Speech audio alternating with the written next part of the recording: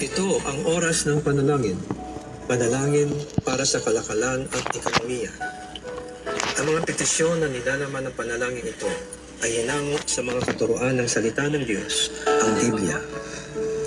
Ang salita ng Diyos mula sa unang mga kronika, 29, talatang 11 hanggang 13. Sa inyo, O Yahweh, ang kadakilaan, ang kapangyarihan, ang karangalan, at ang pagtatagumpay, sapagkat inyo ang lahat ng nasa langit at nasa lupa.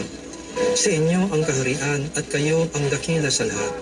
Sa inyo nagmumula ang kayamanan at ang karangalan, at kayo ang naghahari sa lahat. Taglay ninyo ang kapangyarihan at kadakilaan, at kayo ang nagbibigay ng lakas at kapangyarihan sa lahat. Pinapasalamatan namin kayo, O Diyos, at pinupuri ang iyong maluwalhating pangalan. Naway sabayan niyo ako sa panalangin ito. Ikaw lamang, O Diyos, ang tanging pinagmumulan ng lahat ng tagumpay. Tulad na iyong inihayag sa iyong banal na salita, na kung wala ang tulong mo sa pagtayo ng bahay, walang kabuluhan ang pagtatayo nito. Kung wala ang pag-iingat mo sa bayan, walang kabuluhan ang pagbabantay dito. Ikaw lamang din ang pinagmumula ng lahat ng kayamanan at mga ari-arian na iyong ipinagkakaloob sa mga nagpakahirap sa pagtatrabaho para sa kanilang kapakinabangan at kasiyahan. Iyong pinahintulutan na makamit nila ang mga ito, hindi dahil sa sariling kakayahan at lakas, kundi dahil sa iyong katapatan at kabutihan. Ibinigay mo sa kanila ang kakayahang maging mayaman upang sila ay maging mayaman din sa mabubuting gawa, maging mapagbigay at matulungin sa kapwa. Dalangin namin tulad ng iyong pinag-utos, na turuan mo ang mga mayaman sa mundong ito na huwag silang maging mayabang o umasa sa kayamanang nilang madaling mawala. Sa halip, turuan mo na umasa sila sa iyo na nagkakaloob sa kanila ng lahat ng bagay, na sila ay maging bukas palad sa kanilang kapwa, lalong na sa mga mahihirap, nang sa gayon sila ay makapag-ipon ng kayamanan sa langit na hindi mawawala at matamo nila ang tunay na buhay. Iyong ipagkaloob sa puso ng aming mga mangangalakal ang habag at malasakit para sa mga manggagawa, at huwag silang pagkaitan ng nararapat na sahod at mga benepisyo, kundi maging makatarungan at makatao sila sa kanilang pagkitungo at pagbayad sa pagpapagal ng mga naglilingkod sa kanila. Igawad nawa nila ang katampatang sweldo na walang antala o panlilinlang sa lahat ng panahon.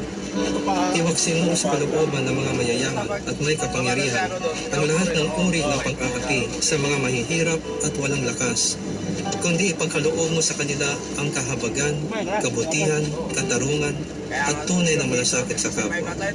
Alisin mo rin sa kanilang puso ang makapaninirang pag-ibig sa salapi at palitan mo ito ng tunay na pag-ibig sa kapwa. Palakasin mo, O Diyos, ang kalooban ng aming mga mangangalakal na ipinamumuhay ang katuwiran at katarungan, kakumbabaan at mamamalasakit sa kapwa. Palakasin mo, O Diyos, ang kalooban ng aming mga mangangalakal na ipinamumuhay ang katuwiran at katarungan, kakumbabaan at pagmamalasakit sa kapwa. Igawad mo sa kanila ang higit pang tagumpay at kasaganahan upang marami pa silang matulungan at mabigyan kinabuhayan.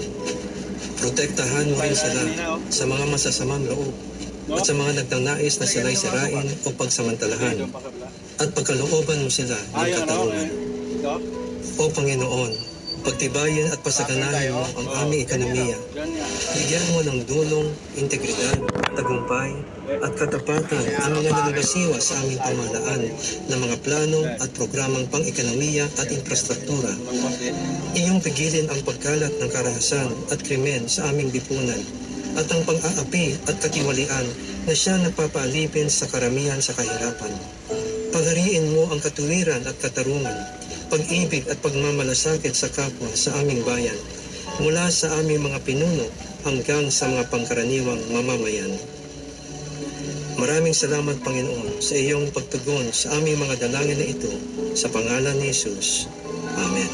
Ang mabuting balita ay hatid sa inyo ng MX3. Ang mga kwento ng pag-ibig, kwento ng buhay, at kwento ng pag-asa. Nasa Spotify na.